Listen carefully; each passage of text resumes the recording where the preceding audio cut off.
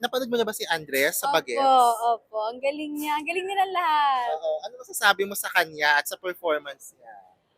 Sobrang nagbunga lahat ng effort, pawis, dugo na binigay niya dun during nung nagte-train sila. Kaya sobrang nakaka-proud kasi, alam mo yun, parang nakita ko siya nag-bloom at saka first time niya lahat yun, parang lahat bago sa kanya, pero kinaya niya. Kaya ang galing. Wait lang, saan ka nakapwesto banda?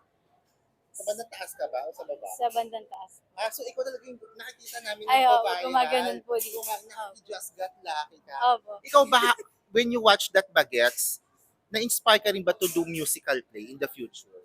Alam mo po, parang nung pinapanood ko sila, sabi ko, hala, parang gusto ko sumali. Kasi parang ang ganda sa feeling na ginagawa mo yun. Pero syempre, iba din kasi yun yung resulta na eh. Pero yung pagod nila, parang doon ako natatakot. Kaya ko ba yung ginagawa nila? Pero ang galing. Kaya kapag nung pinapanood ko sila, kahit kami nila AJ, nila Kurt, parang sabi ko, hala, ang ganda. Tapos kumakita na lang din kami sa taas.